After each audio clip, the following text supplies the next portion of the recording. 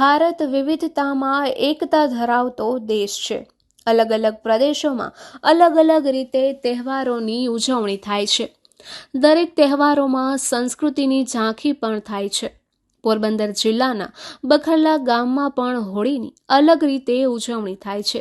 પક્ષીઓ બોલે ત્યારે શકન માનીને હોળી પ્રગટાવે છે. હોળીના દિવસ બાદ 3 દિવસ સુધી પડવા તરીકે વિવિધ કાર્યક્રમો યોજી ઉજવણી કરવામાં આવે છે. આવો જાણીએ બખરલા ગામની હોળીની અનોખી પરંપરા. બખરલા ગામમાં સનાતન ધર્મના તમામ તહેવાર ઉજવવામાં આવે છે. ખાસ કરીને અહીં હોળીનું ભવ્ય આયોજન હોય છે. હોળીના તહેવાર બાદના દિવસને પડવો કહે છે. ત્યારે બખરલા ખાતે 3 દિવસ સુધી પડવાની ઉજવણીનું આયોજન કરવામાં આવે છે, જેમાં મહેર સમાજની બહેનો પરંપરાગત પહેરવેશ સાથે રાસ રમે છે. ત્યારબાદ મહેર સમાજના ભાઈઓ પરંપરાગત પહેરવેશ પહેરે છે. આ રાસ જોવા માટે આસપાસના ગ્રામજનો ઉપરાંત વિવિધ રાજકીય આગેવાનો, દેશ વિદેશના મહેમાનો અને સંતો મહંતો પધારે છે. NRI પણ અહીં પરંપરાગત પહેરવેશમાં ઉત્સાહભેર મણિયારો રમે છે. જિલ્લામાં મહેર સમાજ મોટી સંખ્યામાં વસવાટ કરે છે. મહેર સમાજના ભાઈઓનો મણિયારો રાસ અને બહેનના રાસડા જગવિખ્યાત છે. શુભ પ્રસંગ નવરાત્રી દરમિયાન મણિયારો રાસ રમાય છે. ઉપરાંત ધૂળેટીના પર્વમાં પણ મણિયારો રાસ રમવામાં આવે છે. ભાઈઓ દ્વારા લાઠીદાવ, તલવારબાજી રજૂ કરી અને શૌર્યતાનો પરિચય આપે છે. જિલ્લાના ગ્રામ્ય પંથકમાં ધૂળેટીના પર્વની 3 દિવસ સુધી ઉજવણી કરવામાં આવે છે. આગેવાનોએ જણાવ્યું હતું કે રાજા રજવાડાના સમયમાં યુદ્ધમાં વિજય થતો ત્યારે મણિયારો રાસ રમવામાં આવતો હતો. એટલે જ મણિયારા રાસને શૌર્ય રાસ કહેવામાં આવે છે.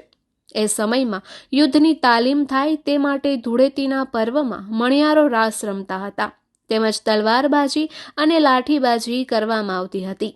આ પરંપરા આજે પણ બખરલા ગામે જોવા મળી રહી છે અને આ રાસ નિહાળવા હજારો લોકો ઉપસ્થિત રહે છે.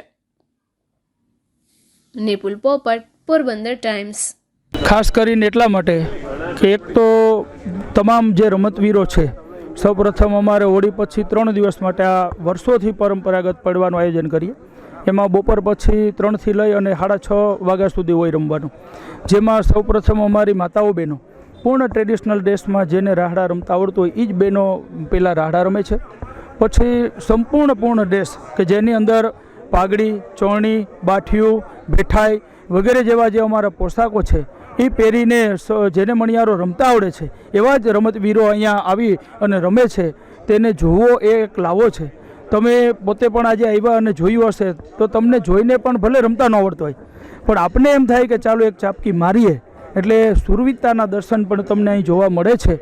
વર્ષોથી અમે બધા જ ગામના એક થઈ અને સાથે બધા મળીને આયોજન કરીએ છીએ. આ મેં કીધું એમ રાહડા હોય, પછી ભાઈઓનો મણિયારો હોય, પછી ભાઈઓ તલવારબાજી કરે, લોલી રમે છે, લુલુ રમે છે, જેવી વગેરે રમતો પણ અહીંયા રમવામાં આવે છે. જૂનો ઇતિહાસ જોઈએ તો જે તે સમયે જ્યારે આપણે યુદ્ધની અંદર વિજય થાય અને પછી ઉત્સવના રૂપમાં આ ખુશીના માટે થઈને રમતા હતા.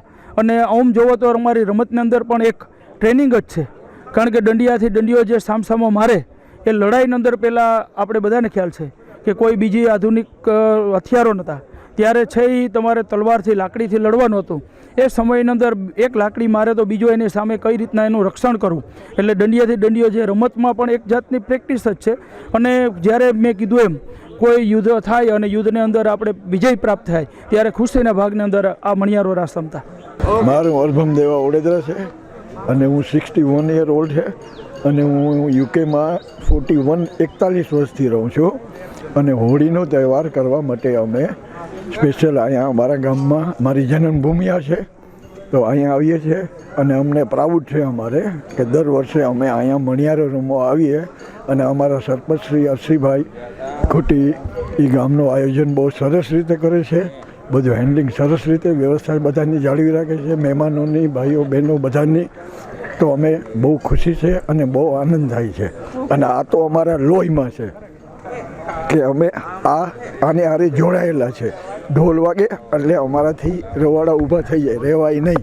ઉત્સાહ લોહીમાંથી આવે, ઓટોમેટિક આવે. ઢોલ વાગે, મ્યુઝિક વાગે એટલે અમારાથી રહેવાય નહીં કે મારી ફાડી નાખીએ. સમજી ગયા ને કે આ રમવામાં જનૂન પછી તૂટી જાય, પગ હાલે ના હાલે પણ મગજ કહે કે હજી રમવાનું જ છે.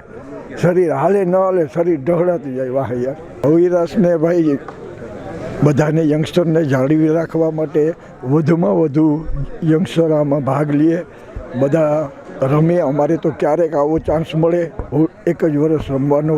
બાકી અમારી નવરાત્રિ લેસનમાં બહુ સરસ થાય છે, તો અમે 9 દિવસ ત્યાં બી મણિયારો રમીએ છીએ. સ્પેશિયલ અહીંથી અમારા શરણાઈને ઢોલ ને બધા મ્યુઝિકવાળા આવે છે, તો અમે તો ત્યાં 9 દિવસ આનંદ કરીએ. બાકી આખું વર્ષ અમારે બીજો આવો કોઈ તહેવાર ના હોય તો અમે સ્પેશિયલ હોળી રમવા માટે આવીએ. પણ અહીંયા તો સાંજીને એવું બધું ઘણા ફંક્શનનો પ્રોગ્રામો હોય તો વધુમાં વધુ યંગસ્ટરો એમાં ઓરિજિનલ ડ્રેસ પહેરીને રમે એવી મારી બધાને આગ્રહ છે યંગસ્ટરોને. મારું નામ માલદે હાંગણ વડોદરા, 28 વર્ષ ત્યાં યુકે છે અને દર વર્ષે અમે અહીંયા હોળીનો તહેવાર ઉજવવા આવીએ છીએ. અને ત્યાં અમારા લેસ્ટરની અંદર પણ નવરાત્રિ બહુ ફાઇન થાય છે, એટલે ત્યાં પણ આવી જ અમે મણિયાર અને રમઝટ બોલાવીએ. જે માતૃભૂમિનો આનંદ છે ને એ શબ્દોમાં વર્ણવવું શક્ય જ નથી, એમ કહીએ તો કહેવાય. પણ એમ કે મોજું છૂટે, મેરની ભાષામાં અમારી કહીએ ને તો કે મોજું છૂટે. અરભમ બાપા જેમ રમે ને એમ ઉદાસ ને હરસિંહભાઈના રાજમાં એવો આનંદ કરીએ ત્યારે બખરલા ગામની અંદર કે ઉત્સાહથી બધા માણસો રમે. વિદેશથી ઘણા બધા લોકો આવે, એવું નહીં કે અમે કેટલા બધા માણસો અમારા યુકેથી બારેથી પણ આવે છોકરા.